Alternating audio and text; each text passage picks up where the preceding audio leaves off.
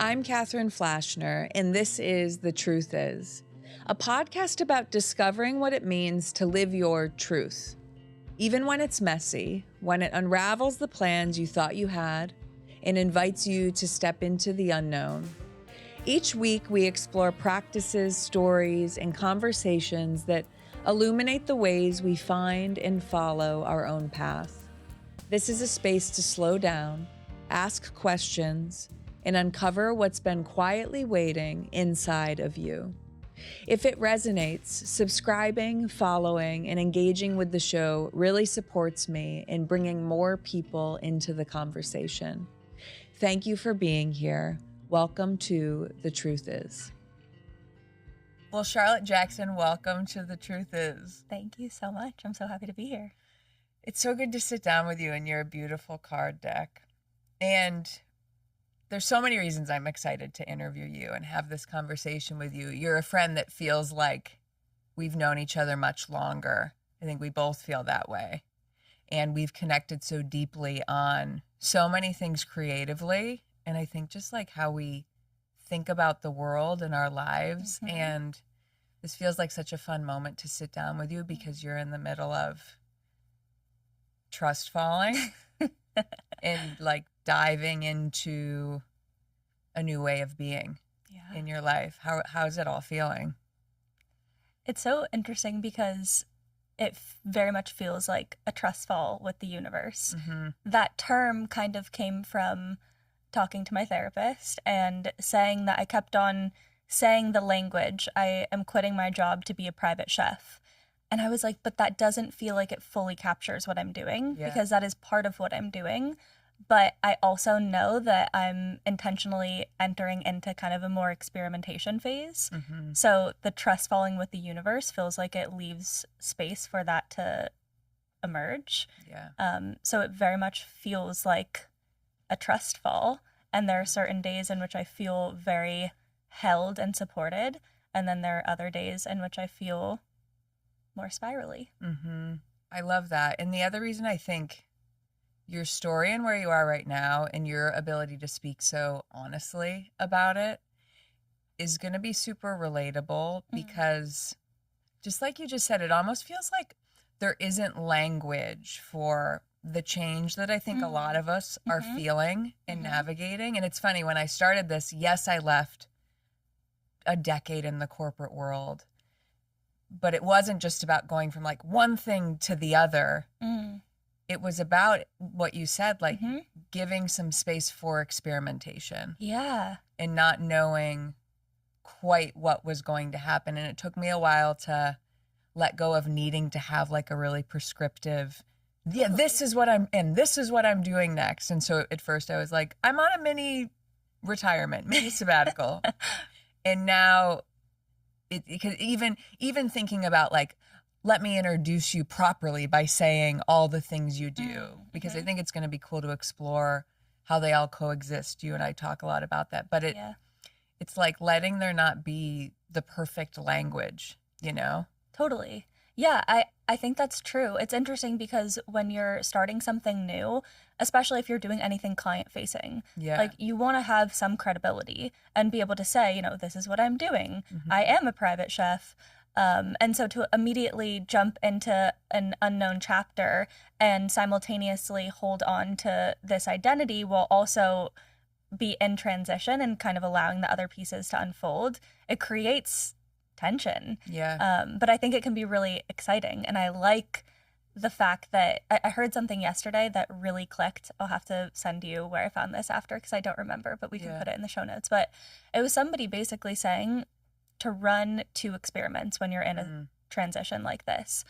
One experiment should be with the thing that you cannot stop thinking about, the thing that just keeps on coming back to you.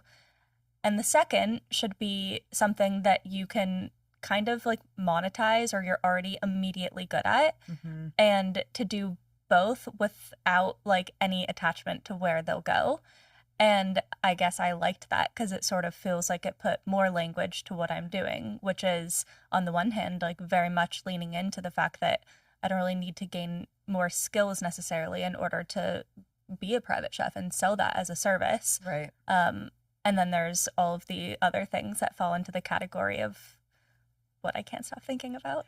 Will you list some of them? Yeah. So growing CANDID, our deck of, I say our, my boyfriend John and I started this deck of playing cards and conversation starters together.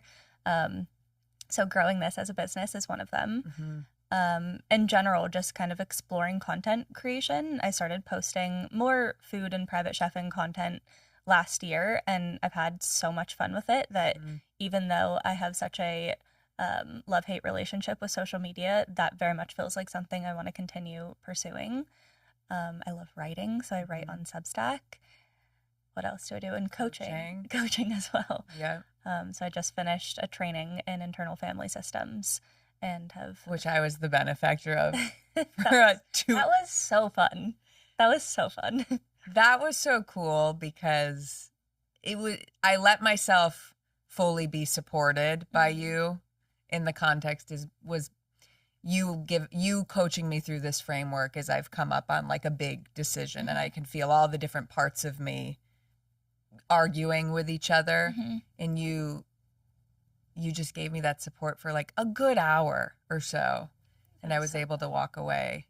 Yeah, it's just we were on a beautiful hike and such a perfect setting. But it was not beautiful what was going on internally, and I don't know, do you have a sense for underneath all those things that you can't stop thinking about, is there a central why? Like, does it hit the same part of your soul, all of those things? Do you ever think about that?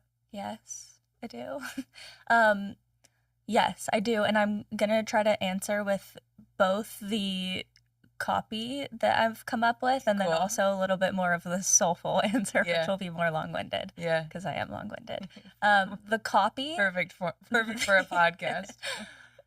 The copy that feels like a really nice, succinct through line, like if I think about what CANDID is and if I think about why I like coaching, even why I like cooking, what food means to me, a lot of it boils down to improving the conversations that we have with ourselves and others.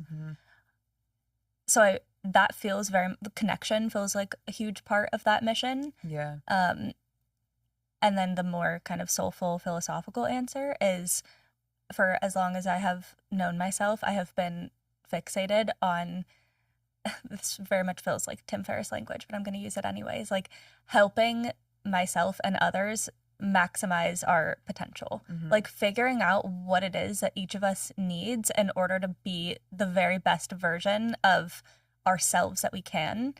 And I heard something the other day that was like, I'm only going to be Charlotte Jackson one time. You're only going to be Catherine Flashner one time. Like, I want to do that to the fullest extent of my own expression and hope that by embodying that, like, I help other people step into their version of themselves along the way.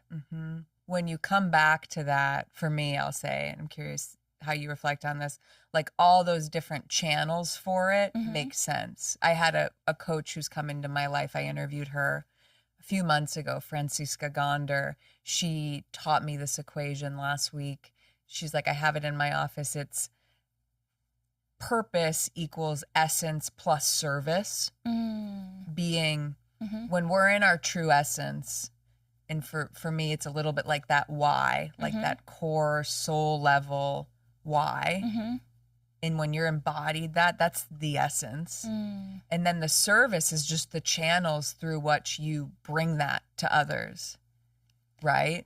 Was this the same coach that said to you, you're going to have many different expressions of your why over time? I think so. Okay. Yeah. Yeah. And it's funny. And I've had friends like give me this reminder throughout this year because the more pressure I put on like one channel, like the podcast, it can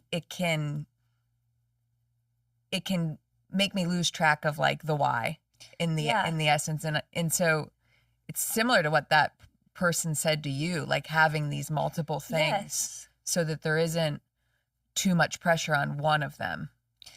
Yeah, I think this is partially why I hate the notion of finding your niche. And like, I had somebody say to me one time, you won't be successful unless you find the one thing. Mm-hmm. Find the one thing that you'll be known for. And I understand that advice.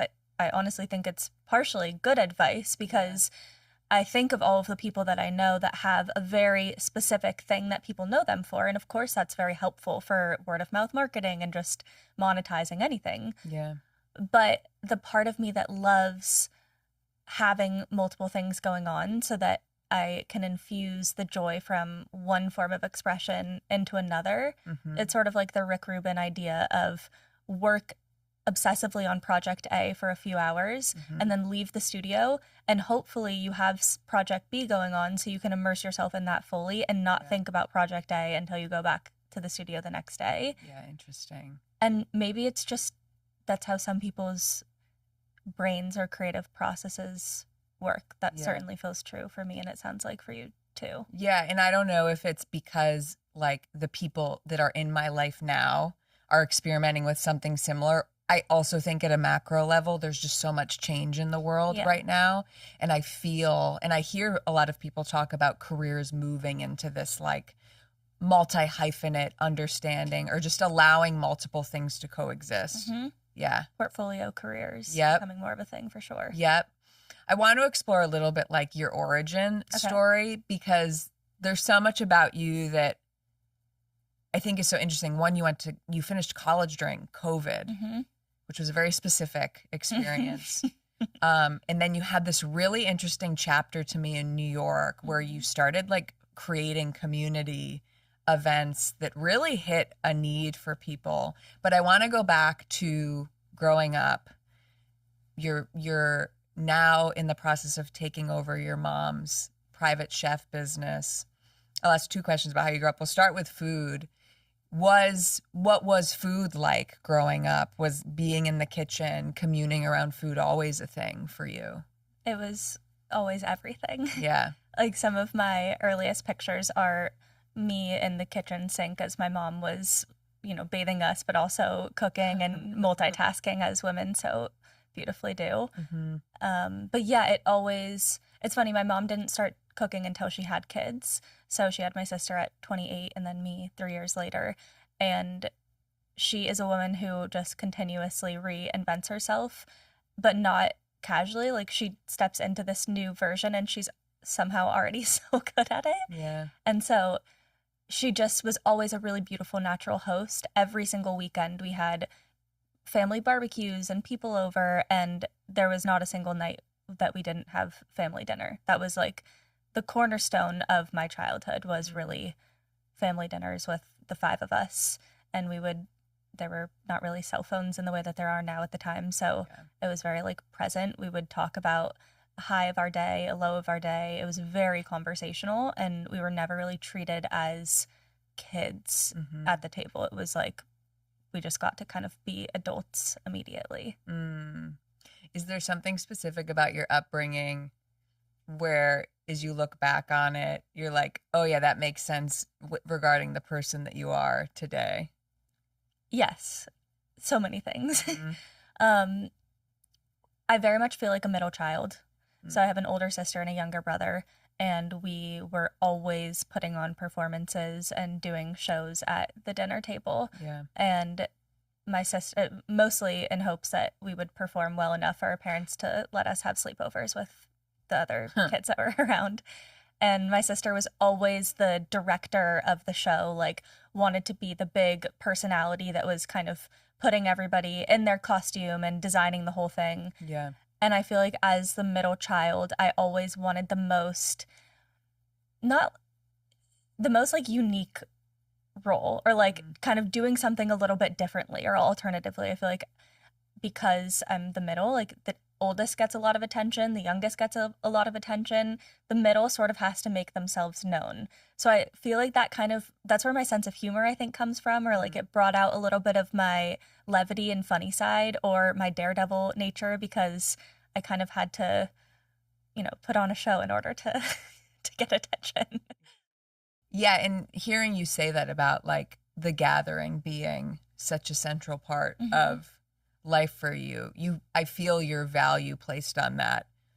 I love bringing people together. I love bringing people together around food, and there's something that feels so sacred about it. I wasn't raised in a religious family, but that really did feel like, I think about how my parents raised 3 kids, and what was surrounding them always was community. Mm-hmm. And a lot of that was shared mealtime. So that very much feels like a value in a way that I think about how to bring people together and foster connection. And it's interesting. Then I think about like the isolation and the lack of community during COVID. Yeah. And you were in like the most formative chapter of a young adulthood during COVID. And then I wrote down you graduated during the pandemic. I think you wrote with very little conviction. And so I'm curious, like that version of you, what do you think she wanted at that juncture? I remember having no idea. Mm-hmm. I remember in January, so I graduated in May of 2020. In January of 2020, COVID wasn't really a thing yet. Of course, it was to some extent, but I was still thinking, okay, maybe I'll move to New York immediately post-grad, and I wanted to go into the restaurant industry. I wanted to get some, like maybe go into the Hillstone restaurant management rotation program or do something to get more experience in that. But I still just felt like I could not figure out how it was all going to come together. And then March of 2020, I was home for spring break, and that's when the world really boiled to shit. So I just stayed home. I never ended up going back. I got my stuff like 10 months later. But I felt so lost. Like a cushy restaurant management job was certainly not available any longer. And so I really just I knew I wanted to do something entrepreneurial. Actually, funnily enough, January of 2020, I wrote a letter to my future self because I was feeling very lost, and it spelled out what my dream was, and just very small, like what type of team I would want to work on. I wrote down my salary and was just trying to vision cast what were some of the pieces that I needed to feel safe. Yeah. And I forgot about it, and then like read it maybe a year or two later, and it ended up very much describing the first job that I did end up getting outside of or after college. Wow. And did that take you to New York? No, that was in LA still, through a random outreach to the CEO of this company that I had learned about through one of my classes. Yeah. He ended up replying very generously. One of the questions I asked was, what's the worst advice given to college grads? What did they say? Oh, I have the whole thing on, I would have to pull it up and get it. I mean, they're hilarious. Really? It was very much poking fun at the normal advice given, which is like, don't move home. That's the worst thing ever. Yeah. And he's like, sometimes that actually can be a really incredible thing to do. Huge. Like concussions aren't that big of a deal. He's like, no, concussions are actually a huge fucking deal. Like CBD isn't poison. Alcohol isn't poison. CBD is. Interesting. And he's like, alcohol is absolutely poison. Yeah. I don't know what his thoughts are on CBD. Yeah. Anyway, we ended up talking, and then like 6 months later, he was looking for an analyst, and that was the position that I ended up getting, which allowed me the flexibility to eventually move to New York, but it wasn't because of that. Yep. And then I want to go to, you're in New York. I want to know when reading rhythms is that what it's called? Yeah. Reading rhythms came about, because it sounds like a formative first job, and it served you well. Yes. Yeah. But then some sort of seed sparked to facilitate. Tell me how that came to be. Yeah. So the first job was incredible in giving me, the financial stability and support that I needed to kind of explore. And I very much approached it with that in mind. Mm-hmm. And then I kind of moved to New York on a whim. Yeah. I think as all of us were in 2021 and 2022, desperate for community and connection. I felt so lonely, and I, got out of a breakup and was like, this is my moment, I'm doing it. Mm-hmm. So I moved to New York, and I really didn't know many people at all. And I'm consider myself pretty introverted in the sense that I really like my routines, and I really kind of act like a 55-year-old woman listening to Norah Jones and formerly drinking red wine when I did drink. But I just threw it all out there. So to make a long story short, I ended up meeting people that for the first time, I found myself in a community where I was like, oh, I can actually be my whole self. And I feel that I've always felt that I could do that individually, but allowing myself to be seen in my many different interests and forms by a group of people was very novel. I love the way you described that, because I feel I can show all to individuals one at a time, but that's a different experience. It was, to sound so cliche because it is, like truly life-changing. How did that come about? Really the most serendipity that I could imagine. Like, went to some random rooftop party, met a girl who introduced me to another person that I reminded of this, da-da-da-da-da-da. And then cut to, I end up meeting John, who is my now boyfriend and co-founder of CANDID and many other things. And he introduced me to his friends. So then I met our other friend, Ben, that we started reading rhythms with, and then Tom. And we all kind of felt this, like, what is in the water in Williamsburg in 2023? It felt magnetic. Right. And I remember the first time I actually ever hung out with Ben, we went on this walk, and the whole conversation became listing out we called it this document, the friend qualities of John Lafriere. And we were like, what are these qualities? Why did we so immediately connect? So yeah, I think it was like a combination of right place, right time, a lot of serendipity, and people that similarly were wanting to form friendships, but also there was always this undercurrent of creativity between us. So the fact that we then would go on to start something together was not surprising. Like, that was very much part of the initial connection. Mm-hmm. Tell me how this lands for you. Like, you know, because the last 3 years I worked with some great brands, and brands started doing a lot of community work. It's like everything became community. Yeah. And I almost think the pendulum swung so far into like branded community. Yes. And now I feel this swing back to like, actually, I just want to like sit in the grass with 8 random people. 100%. I don't want to like go to a conference to be like empowered or whatever the like marketing heavy language is. Yeah. So I feel like we're in another moment like that. Do you? Yeah, I think I keep hearing like year of the analog, and I feel that it captures some of what you're saying. Like, yes, absolutely. I think reading rhythms, well, to not bury the lead of what it is. Say what it was and what it was like? Yeah, so basically we were like, hey, we're living in the craziest city ever where we want to read, but nobody's actually doing it because we're too busy. Let's hold each other accountable. Right. So we started throwing these rooftop reading parties where we would all bring whatever book we were already reading. That was like a big thing. We were like, we respectfully don't want to come to your book club where you're going to force us to read whatever book you want to read.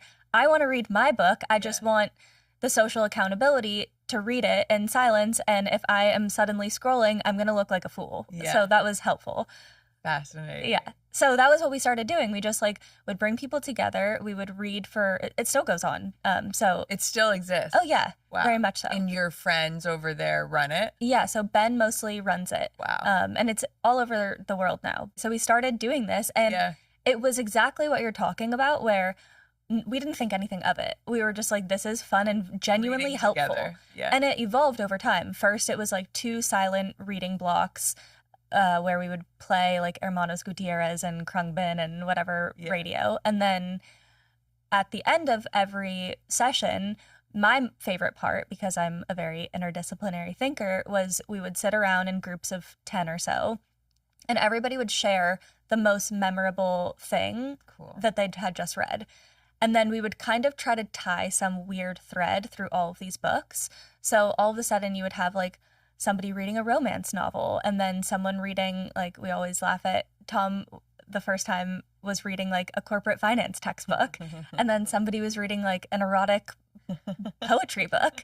And so you would see how the emotional thing that stuck out to you that was memorable, even if it was from your corporate finance textbook, like would have some connection to the erotic poetry. So that was very cool. And then people started bringing their friends and more friends and more friends. And then a TikTok that my friend JC made blew up, and the New York Times picked it up, and the Today Show picked it up. And it just became like bigger than we could have ever imagined. But what an interesting example of like not having an expectation.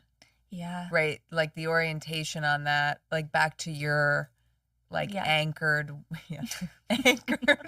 why, which you said so beautifully, like it was embodying that.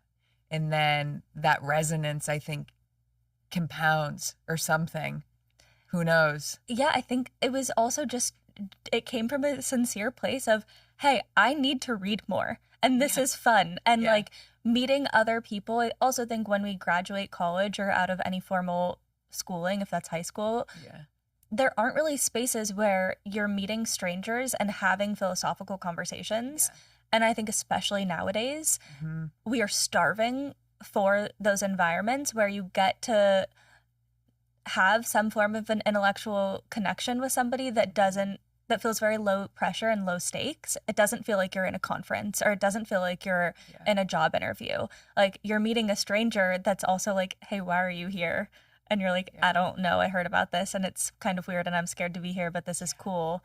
And the vulnerability of that exchange was what we were wanting, and clearly like resonated with other people as well. Yeah, and it's what you mentioned, being able to be in that space of vulnerability with a group of people. Yeah. There's something for me, in like the anonymity of going to something without the precursor of like knowing who's going to be there and what it's for, that it's just that core need of we're going to read together. Yeah, that's so interesting, the way it strips the need to like personally brand yourself or something. Most people talk for, hours and have no idea. They might not even know your name, but they definitely don't know what you do for work, and they definitely don't know how many siblings you have. Each other's last names. They probably don't. Yeah. It reminds me of how we met at a writing retreat where phones were off for the weekend. And I remember being in conversation with people at the table next to you and your mom pulling chairs over. And when you give it like a different gravity for people, that's a really cool thing to be experimenting with. Yeah, I think it can lead to lasting connection. Yeah. Or not, which is also beautiful. Yeah. Sometimes it does just lead to a really meaningful conversation that you take with you, and you're like 6 years later, like, oh, I wonder how that person is doing. Do you feel the thread of what you learned in that chapter with reading rhythms pulled into what you're doing now? Definitely, because I think that was an expression of just what I love and care about, and very much has all of these kind of tenets of, I like thinking about things that connect to each other. I like being in places that feel very hospitable.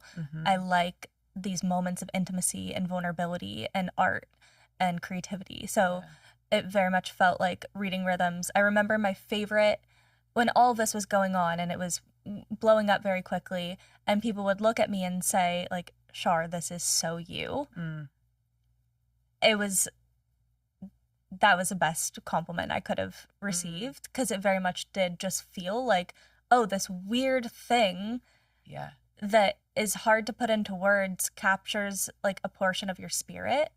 So yeah, I feel like whatever that thing is that is so me, I hope that comes through. Yeah, I've felt that in moments where, whether it's a piece of my writing or something, someone's like, this is so you. Yeah, and you're like, whoa. And it takes my brain a second to allow that to be true, because it's the thing I love doing the most, Yeah, it's almost like someone like holds a mirror up to you and they're like, this is so you. And then you like see yourself through their eyes for a minute in a way that maybe you like, and it is... And it's vulnerable. It's vulnerable. You've said, I want to talk a little bit more about this holding all these things at once. You've said you don't like the word strategy. You prefer the word scrappy. What does the difference feel like to you? I've been thinking about this in the context of personal branding, because I would say since quitting my job and launching fully into this chapter, all the things that I thought would be hard have been so easy, and all of the things that I never could have anticipated have been hard. And because I'm somebody who does have a tendency to overthink, this personal branding thing has been stressing me out. And not to interrupt you, go ahead. The personal branding is like having it make sense to others. Like, yes. Okay. How do I talk about what I'm doing? Yeah. How do you answer the question, what do you do? Right. Yeah. Right. Because honestly, like, I'm still figuring that out. Yeah.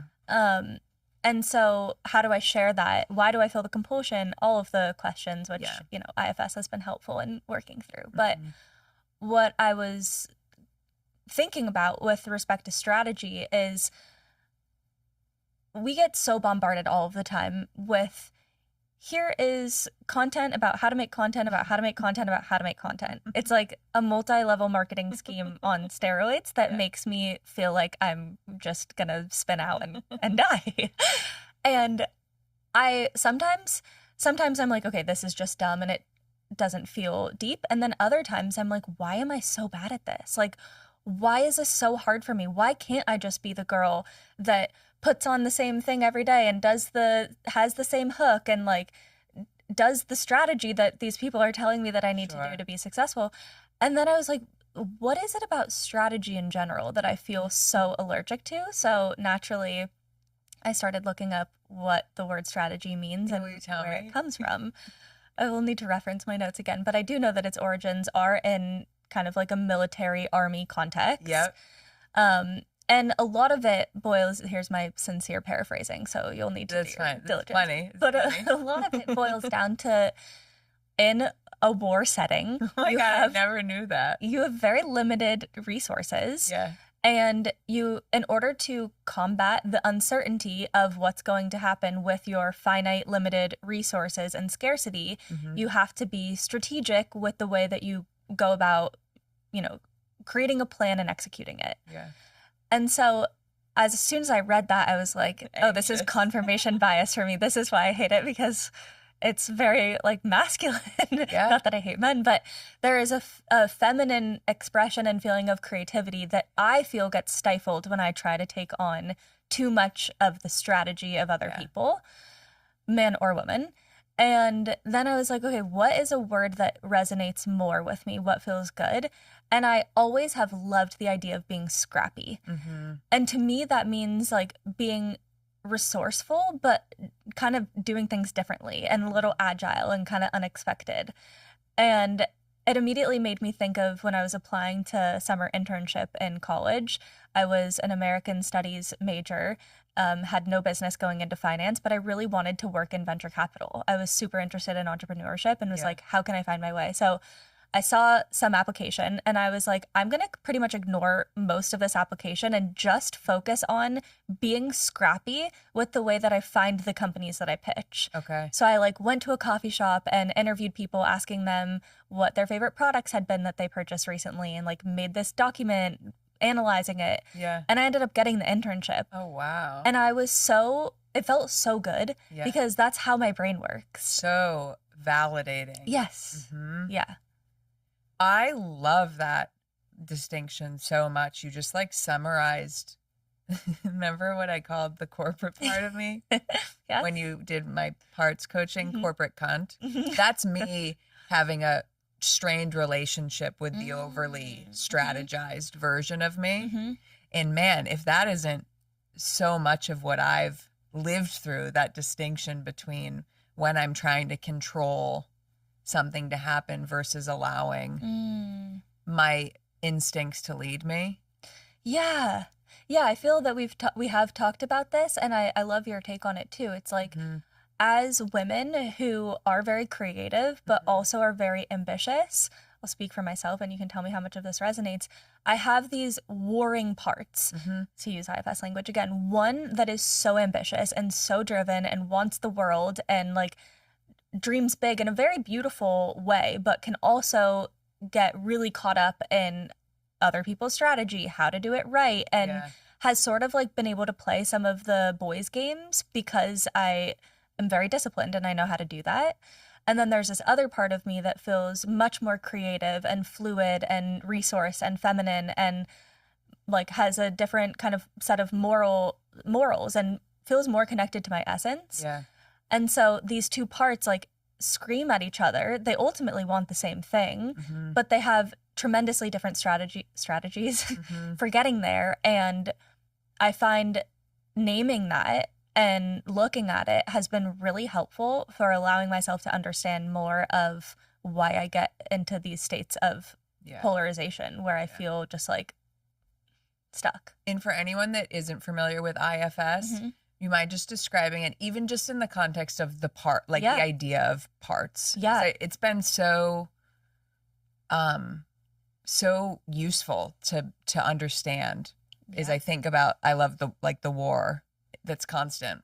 Yeah, it's been helpful for me too. I feel like what I love about internal family systems is it feels like it has put language to the way that I already thought about myself. I just didn't know that that's how I was thinking about myself. Right. So Richard Schwartz is the founder of IFS, and he used to be a group therapist and started working with individuals and came to realize, oh wait, each individual is comprised of many different voices, parts, these feelings. You can hear somebody in colloquial language often say, I'm making a big decision and a part of me wants to do this and a part of me wants to do that. Yeah. And what is that? It's the fact that we sometimes do have different elements of us, different parts of us that have different desires and different ways of viewing the world and strategies for achieving whatever it is that they're wanting. Yeah.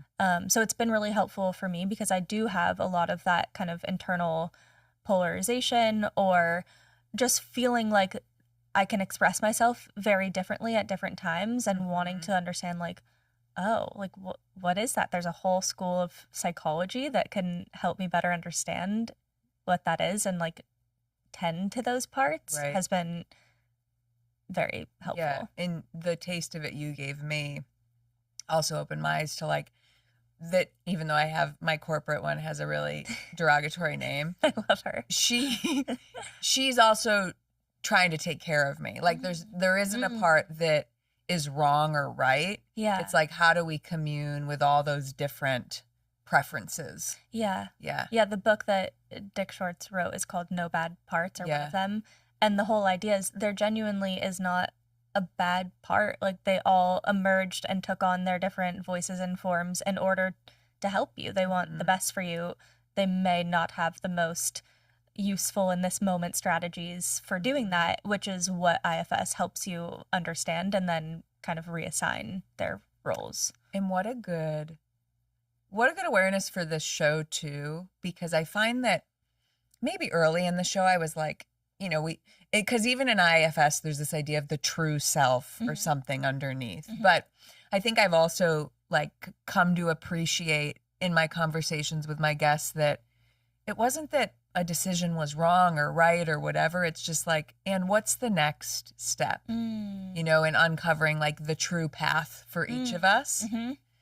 There isn't a getting it wrong or right. It's just honoring all of it and where you are right now.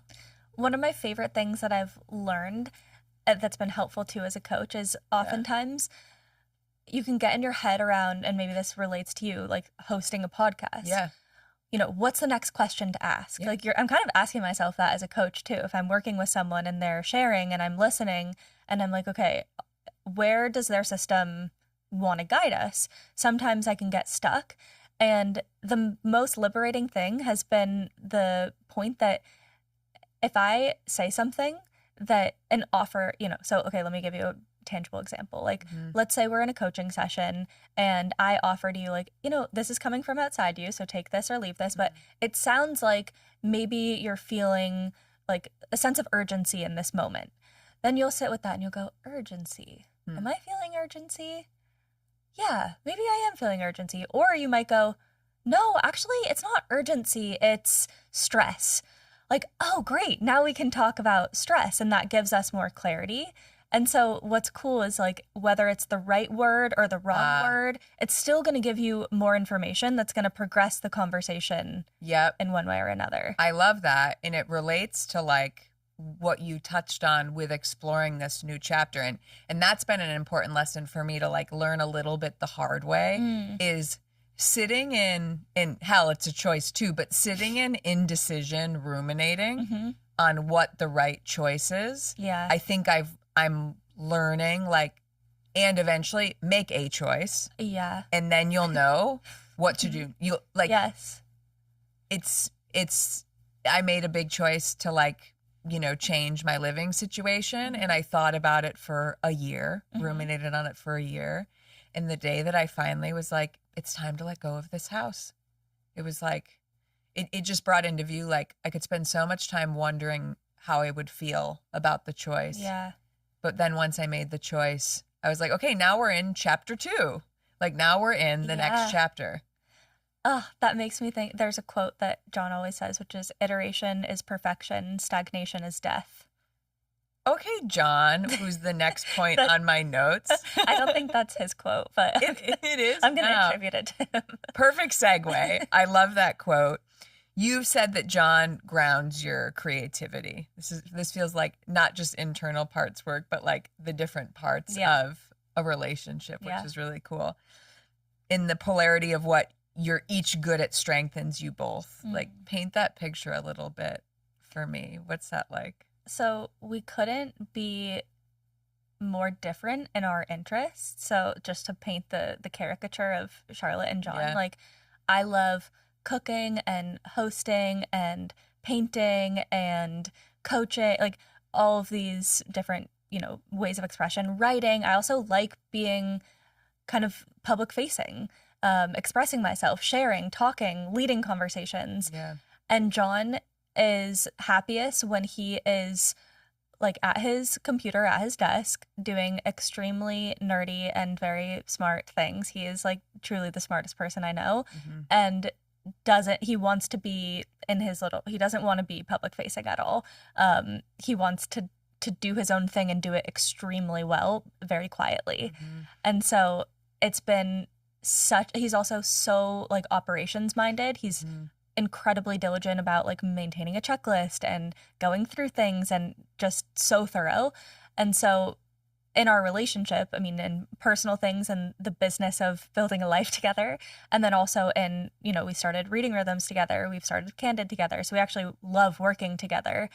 And something that's been so unexpected, but so helpful in that contrast is it's made me feel so much more confident about the things that I'm good at, because he would not want or have any interest in doing them, and vice versa. I don't really have any interest in doing the things that he owns. And I think the respect that we have for each other and the admiration that we have for each other, and then also those differences, have made us both feel like so secure in our forms of expression. I also really like the language you use, the business of building a life together. Yeah. I really think that's like that's what it is, in the sexiest way possible. Like, you're choosing a life partner, and like you literally build a business with them. You run your finances together. You run your operations together. Yep. And in business and in like in your career and in your life. Yeah. It for me, it's related to where we started this conversation, that like all these things coexist. And I'll never forget this. On my first day of business school, the dean said something like, he was like, I don't know about the whole conversation of work-life balance. I really think it's just one big life. And while some career, like, yes, I think some careers can want to like suck everything out of us, and we need to figure out balance. But I feel like you're tapping into this idea of like all these things coexisting and some feeding the other. And I feel like your home, what you're doing now is so rooted in the home as is. And there's this like harmonious element to it.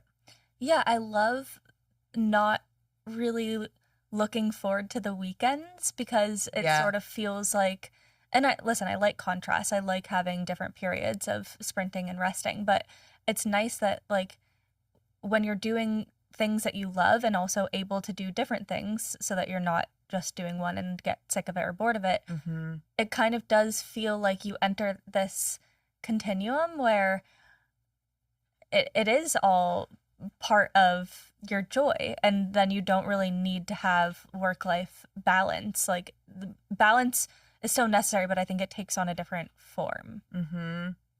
Chefing is taking up a lot of time right now. How do you think about that you can only be doing one thing at a time, but that they're all kind of alive at the same time? I was talking to my mentor about this last week, and I've decided that, and I think this actually feels really important, for as much as I'm taking ownership over this next chapter, and I have done the big things, I've made the big decisions, I've quit the job, I'm very much so at the beginning of these things. And so for as much as I want to say, I have arrived, this is who I am, all I've arrived in is a new set of experiments. So how I'm doing that is I'm like giving myself, as of last week, full permission for this next year to experiment. So allowing myself to, it's such a blessing and such a gift that I love cooking so much. And I have a successful business already doing that. Like it feels, I was driving here having a moment of like, this feels surreal. I'm so grateful for this and so just excited to see where it goes. And so I think getting to continue doing that as part of my experimentation, and then also experiment with all of the other things, continue coaching, continue working on CANDID, continue posting content and writing, like letting all of those things be experiments. And even the workshop that Allie and I hosted that you attended, like that's another example of an experiment. My goal, my mentor asked me last week, like if after working together for another year, what would success look like to you? Yeah. She is very much somebody that has the thing that she funnels everything, not everything, but she funnels a lot of energy into. So if she's listening to a podcast or absorbing something, she's thinking and then gets to process it into this channel. And it makes perfect sense for her. And she has like a super clean and sexy tagline of what it is that she does. And people recognize her for it. And at the end of my experimentation, I just want to have a refined sense of what that vessel is for me so that I can achieve the level of depth that I crave. Whether it's one of these things or another altogether. It might be like a weird combination. I think it is. I think it could be. And I had a wonderful coach reflect to me when I interviewed her. She said, in a year, it may be the podcast, it may be something else. And when she said that, I was like, at first I wanted to cling to the podcast, but then it was like, oh, yeah, you're right. Like this thread and this inquiry work that I love doing with people, it could show up in a lot of different ways. It's almost like when you have that tunnel vision and blinders around, it has to be this thing. Yeah. You don't even see what else it could be. It's going to be hilarious to listen back to this conversation. I mean, I have a part of me that's observing me talking and how I present now. And I know that there are probably things that are right in my vision that I cannot see. That you can't see. And so it feels funny to just be sitting in this space and letting people witness me in that. And I'm excited to watch us back and hopefully share an update. It's so fun, though. It is fun. And it's, it's cool because you're in the exercise as well of like sharing from that place. Yeah. Like this is another way to share from that place. Yeah. And like, thank you for doing this, because one of the things I care a lot about coming across with this show is that we're not at an arrival. Like we're in the thick of experimentation, and I want to normalize the experimentation, because even when I started this chapter, it felt like I was constantly consuming like manifestation content, but like from the manifested life. And I was like, wait, but how? I'm not anyway, and to relax into the in-between, even if the in-between is a lifetime, that's okay. Another shout out to my mentor who loves the idea of like dream vaguely. That was, not to be annoying about my notes, that was my last point. Vague dreams and the trust fall. Say more about vague dreams, and if there's a vague dream you're holding. I interrupted you, but that was perfect. You brought it to where I was going to bring it. I love that. So perfect. Divine timing. To very much what you just said. In a lot of the strategy manifestation language, it's find this hyper-specific niche thing that you want and like claw to it with a gripping attachment until you get that thing. Yeah. And you're not going to get it until you find it. Yeah. And I believe that there is a stage in manifestation maybe in which the clarity comes, and then it's very easy. Like I love the idea that it's hard to know what you want, but once you do, it's easy to get. And so great. Like once you have the clarity, you don't need to be listening to this. Turn this shut laptop. You're done. They reached the end. You reached the end. Yeah, that's amazing. But when you're in the state, which I think we spend a lot more time in, which is the looking for what it is that we're wanting. Yeah. What are you supposed to do? Yeah. Nobody's talking about that. No one is talking about what you're supposed to do before you're clear on what you want. Yeah. And so any time when somebody is giving me permission for, first of all, that to be normal and okay. Yeah. And then to actually double down and say, that's good, because the chances that whatever comes to you is better than like the small fraction of what you can imagine right now is high. If I were to try, if somebody like held a gun to my head and was like, what's your one thing? Give me your tagline, and like forced me to tell them what I was going to do for the rest of my life, it's probably a lot smaller than what it will actually be, because I would try to use my awareness and what I know now to put that into something tangible, when my trust fall with the universe is actually like my word for 2026 is allow. I'm going to allow it to be so much bigger than the little ego version of Charlotte can imagine in this moment. Yeah. And that's the vague dream. That's the vague dream. Like this, like, it's something in here. It's like something connected between coaching and cooking and CANDID and content and like it's something in that web, in Char's web. I don't know what it is, but I trust that if I keep, to your point of like, make the decision, if I keep on going and don't psych myself out by overthinking too much, like it's always become clear. I didn't know what reading rhythms was going to be before it just happened. Like all of these things, I never had the foresight of, here's what I'm nailing down. This is my strategy. This is my business plan. And this is how I'm going to, that's not how I operate. It just like, I just trust fall and it works. I hope. It works. It works. It works. I want to ask you a candid question from your deck. Can I ask you one after? Yeah. Okay. And then we'll ask some fun ones to bring us home. Perfect. Okay.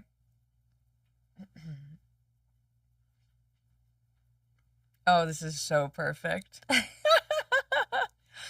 This is so good. Okay. If no one was allowed to know what you did for work, what would your job be?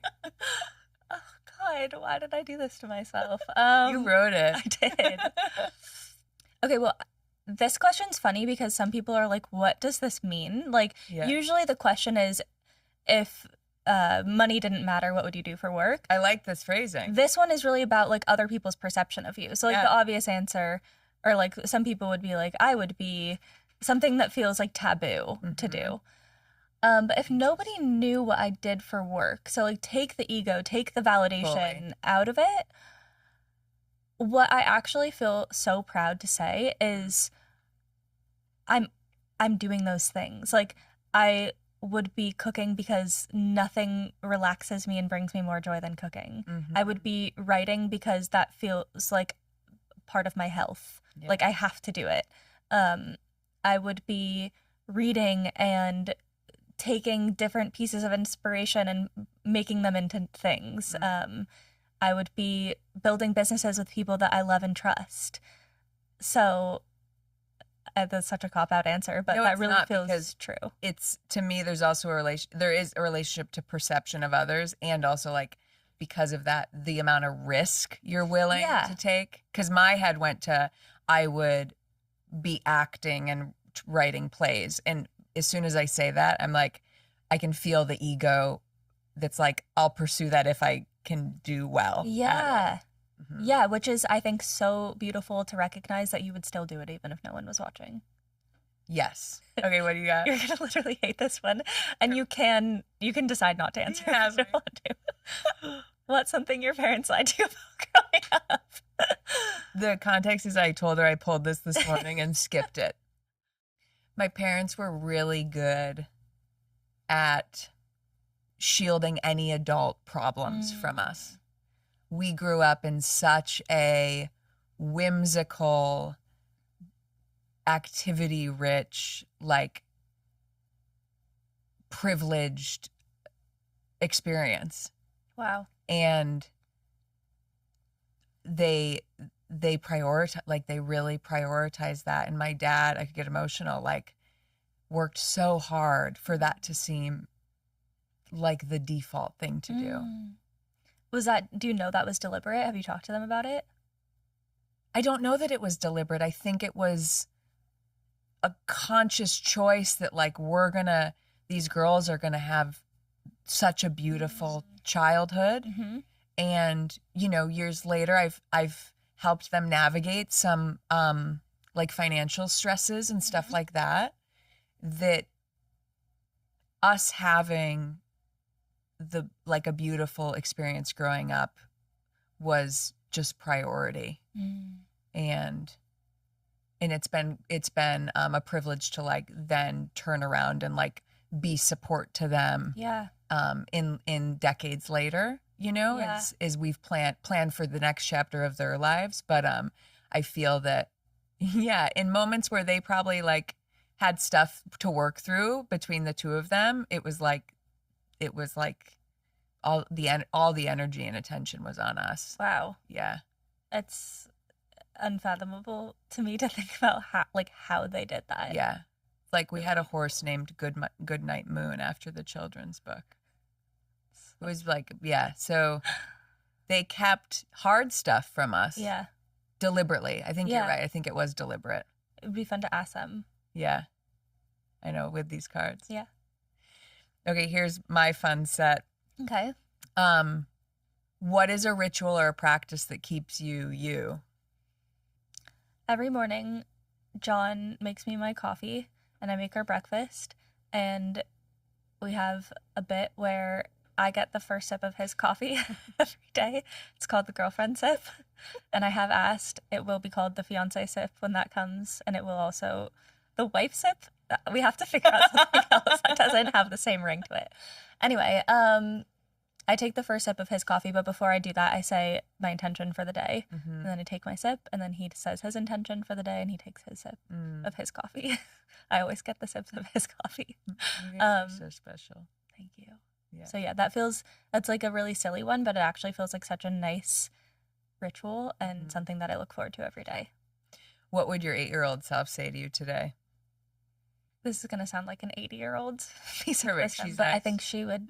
I think they're connected in so many words. My 8-year-old self would say to me, like, your intuition is correct. Like, you're doing a good job. So if 8-year-old's delivering that, incredible. Oh, was that literally next? Yeah, 80-year-olds next. I didn't. Maybe they're flipped. To me, they're the same. Yeah. I like your awareness of that. I feel the same. Like they're your counsel, and they're probably getting similar messages. Yeah. I think of, there's something else in IFS or therapy called like resourcing. And I'll think of characters in my life that have a grounding or insightful nature to them and call them in if I need support. And it's funny because my dad's sister Trisha is like, she passed several years ago, and she has this like very maternal, beautiful grounding energy to her, and she often comes to mind, but she feels very connected to 8-year-old Charlotte, which is funny because I was 8 when I spent a lot of time with her, so maybe there's something to that. I love it. This is fill in the blank. The truth is, I used to think blank, but now I know blank.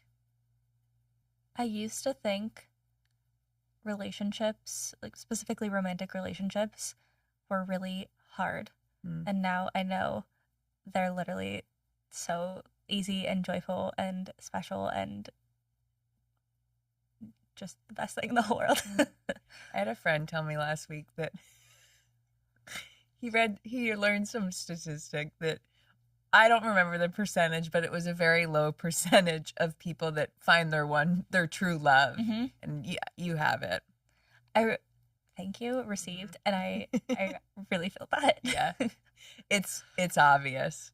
Yeah, and I feel like a little girl that's like talking about her crush, but I really actually love doing that because my history as somebody who's pretty avoidant and fearful of relationships and fearful of commitment and connection was sincerely doubtful that this would ever be possible for me. So I actually really feel like it's important to share, like, no, I actually think relationships can be really fucking easy. And last one, what is a simple truth about the season of life you're in right now? It's more of like a guiding statement. Just follow your fun tuition. Oh, yeah. Oh, man, you knew my outline. I wanted to talk about having fun. Well, there you go. Yeah. I'm just thinking about moments where, like, in my life change the last couple of years, my acting teacher was like, what if you just did what was fun? And I was like, fun. No, can that be our parting message to people? Like, go have some fucking fun. I feel like we're taking life so seriously. Yeah. And I think it's really important to like have fun and let the non-serious things genuinely just be lighthearted and non-serious, so that when real serious things happen, you have the bandwidth and capacity and space for it. Beautiful message. I will share everything that you have going on and where people can follow your writing, your content, your journey. Anything specific like that you would point people to that's especially alive for you right now? I kind of made a loose commitment to myself that my Instagram feels like kind of more of where I share like food and chefing and that part of my journey. And my Substack is where I share more of my journal. More vulnerability and kind of insights into what's going on behind the scenes, because I do think the platform really matters, and what type of attention you're going to get on either platform or any platform is very specific. So yeah, I would just say if you're looking for one of those things, pick your poison. Pick your poison. Also, these cards, there's a tablescape on them. Yeah. So it's all connected, my friend. For sure. That was very much in mind when I sat down and created these. The artwork is done by my friend Kate Bonner. She's incredible. They're so beautiful. I'm going to share these in the show notes too. Okay, thank you. Thank you. This was so fun. I had fun. Good. Good. I hope you leave this episode with something that stays with you, a question worth holding or an insight worth following. If this conversation resonated, subscribing or sharing the episode helps bring more people into the conversation. And connect with The Truth Is at The Truth Is Podcast on Instagram. Special thanks to the people who make this show possible. Editing by Dan Kroll. Video production and editing by Anton LaPlume. Music by Will Savino. Visual identity by Sarah Gaynor and Jonathan Bush. And guidance from my friend and advisor, Natalie Tulloch. I'm Catherine Flashner. Thank you for listening to The Truth Is.